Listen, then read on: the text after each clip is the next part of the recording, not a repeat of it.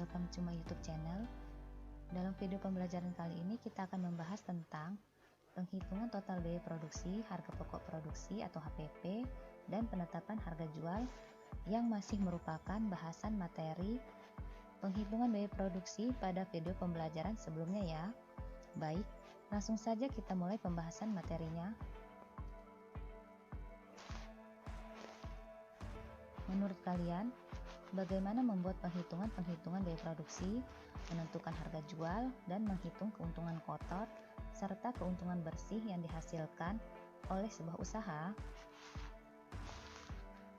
Untuk memahami materi dengan lebih jelas, berikut kita akan membahas contoh-contoh penghitungan dan pengelolaan keuangan yang dapat dilakukan oleh siswa yang ingin atau bahkan sudah membuka usaha. Ya, terlebih dahulu kita akan membahas penghitungan harga pokok produksi atau HPP.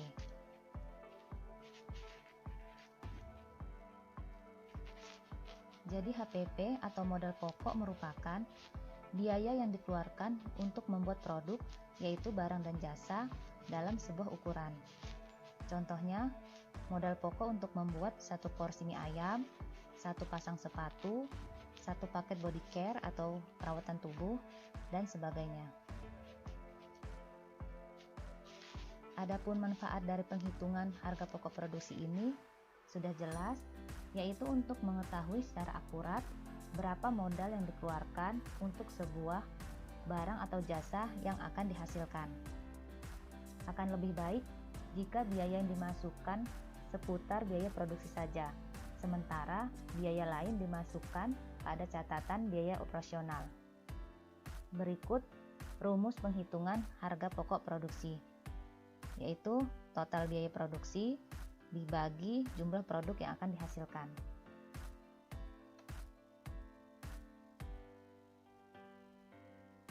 Mari kita simak contoh studi kasus yang pertama, yaitu cara penghitungan harga pokok produksi produk yang terjadi pada sebuah kuliner atau usaha kuliner, yaitu ayam geprek, yang membutuhkan biaya-biaya berikut.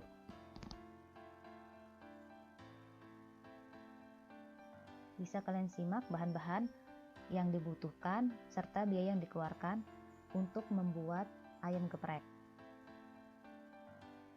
sehingga akan dihasilkan HPP sebesar Rp6.000. Jadi HPP untuk satu potong ayam geprek yaitu sebesar Rp6.000.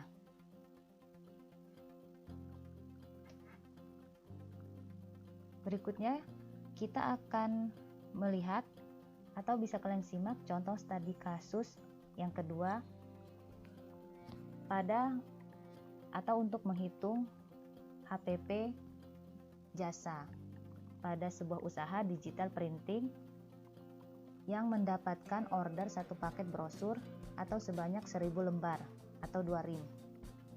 Ini bahan-bahan yang diperlukan serta biaya yang akan dikeluarkan. Total biaya bahan yaitu sebesar Rp125.000, sehingga HPP yang didapat yaitu sebesar Rp125.000 untuk satu paket brosur. Selanjutnya kita akan membahas untuk menentukan harga jual. Menurut kalian, bagaimana cara menentukan harga jual yang tepat untuk barang atau jasa kita?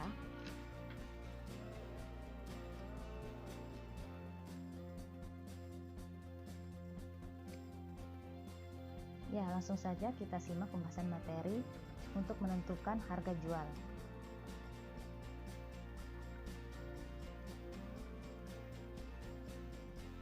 Dalam menentukan harga jual yang tepat, sebaiknya kita melakukan survei terlebih dahulu untuk mengetahui harga tertinggi, harga pasaran, dan harga terendah barang atau jasa dari usaha sejenis.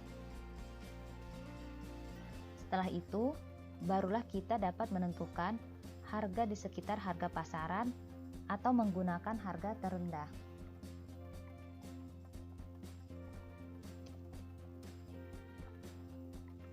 Dan jika kita ingin menyamakan dengan harga yang tertinggi, tentu usaha kita itu harus memiliki nilai tambah yang memberikan manfaat atau keuntungan lebih, sehingga pembeli tidak merasa rugi saat membeli produk, barang atau jasa usaha kita.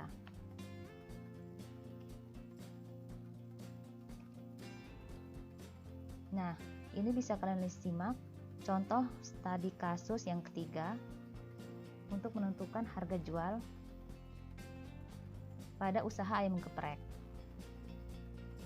Jika harga pasar untuk ayam geprek itu sebesar Rp12.000 dan harga terendahnya Rp9.000, berapa harga jual yang tepat untuk ayam geprek tepung? Jika kita ingin menetapkan harga jual pada harga terendah, yaitu sebesar Rp9.000, penghitungannya sebagai berikut. Kita masukkan rumusnya, yaitu harga jual dikurang HPP, sehingga akan didapat Rp9.000 dikurang Rp6.000. Hasilnya sebesar Rp3.000. Rp3.000 ini merupakan 33% dari harga jual, atau keuntungan yang akan kita dapat sebesar 33%.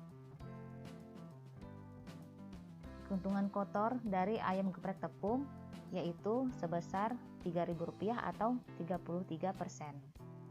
Dalam menentukan harga jual, sebaiknya keuntungan yang didapatkan lebih dari 10% ya. Jika keuntungan di bawah 10%, maka hal tersebut akan sangat beresiko karena masih ada biaya-biaya lain yang harus dikeluarkan, seperti biaya operasional. Boleh saja jika pemilik usaha menetapkan keuntungan sebesar 10% dari harga jual, namun kuantitas atau jumlah penjualan harus dalam jumlah besar sehingga dapat menutup biaya operasionalnya. Jadi, harga jual yang sebaiknya ditetapkan pada kasus ayam geprek tersebut adalah antara Rp9.000 sampai Rp12.000 per ayam geprek. Cara penetapan harga tersebut juga bisa diterapkan pada usaha pelayanan jasa atau sektor-sektor usaha lainnya. Selanjutnya, kita akan membahas materi untuk menghitung biaya operasional. Penghitungan biaya operasional adalah penghitungan pengeluaran untuk biaya operasional usaha sehari-hari. Biaya operasional yang dihitung antara lain gaji karyawan, biaya listrik, biaya telepon, dan biaya transportasi. Mari kita simak contoh studi kasus yang keempat untuk menghitung biaya operasional. Pemilik usaha ayam geprek berencana membuka cabang di daerah Pahoman. Lokasi yang dipilih berbiaya sewa sebesar Rp2 juta per bulan, sudah termasuk listrik dan air. Di cabang Pahoman ini, karyawan yang dipekerjakan sebanyak 2 orang dengan gaji Rp4 juta per orang. Jadi, berapa perkiraan biaya operasional ayam geprek per bulannya? Bisa kalian lihat pada tabel penghitungan biaya operasional ayam geprek cabang Pahoman per bulan.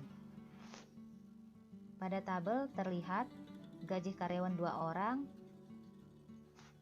jadi sebesar Rp8 juta, sewa tempat sebesar Rp2 juta, biaya gas sebesar Rp500.000, bahan baku pelengkap, kemasan dan lainnya sebesar Rp2 juta, transportasi untuk belanja dan lainnya sebesar Rp600.000, biaya lain-lain sebesar Rp600.000, sehingga total biaya operasional sebesar Rp13 juta Rp700.000.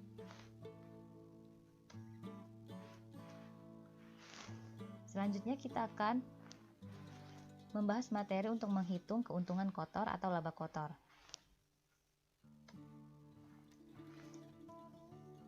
Penghitungan keuntungan kotor dalam usaha adalah penghitungan keuntungan sebelum dikurangi biaya operasional dan pajak. Penghitungan keuntungan kotor yang dapat dihitung merupakan penghitungan keuntungan kotor untuk setiap buah, setiap hari, setiap pesanan, setiap minggu, dan setiap bulan.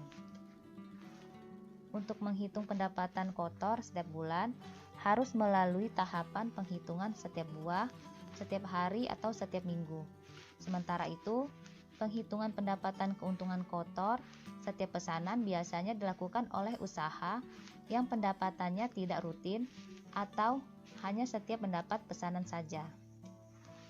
Berikut rumus untuk menghitung keuntungan kotor. Keuntungan kotor per hari sama dengan harga jual dikurang HPP dikali jumlah penjualan per hari. Mari kita simak contoh studi kasus yang kelima untuk menghitung keuntungan kotor.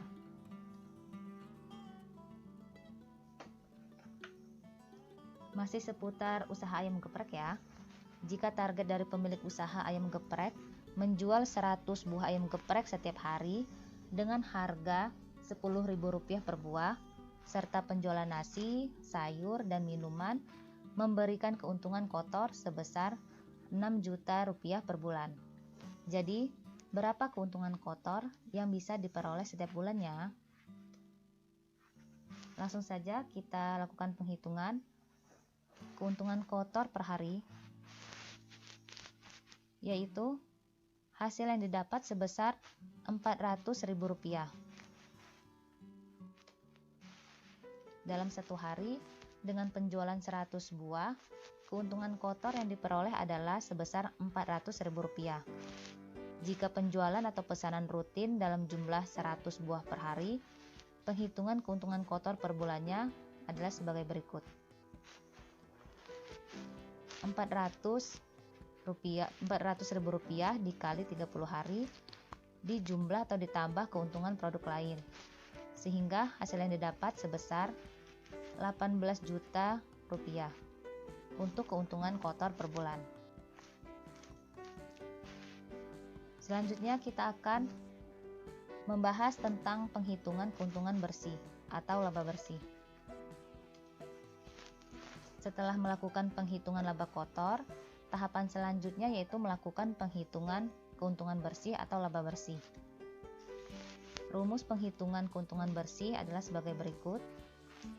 Keuntungan bersih per hari sama dengan keuntungan kotor per bulan dikurang biaya operasional per bulan.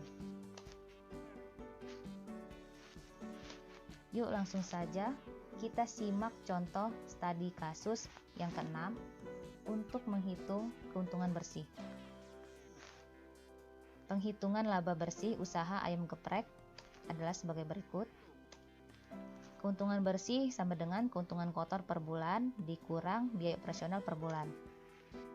Kita masukkan keuntungan kotor per bulannya sebesar Rp18 juta dikurang biaya operasional per bulannya sebesar Rp13.700.000, sehingga hasil yang didapat sebesar Rp4.300.000. Jadi, perkiraan laba bersih usaha ayam geprek adalah sebesar Rp4.300.000. Baiklah, kita telah sampai di akhir pembahasan materi pada video pembelajaran kali ini. Semoga bermanfaat. Terima kasih. Kita berjumpa lagi di video pembelajaran berikutnya tentang materi modal usaha dan break-even point. See you next time. Wassalamualaikum warahmatullahi wabarakatuh.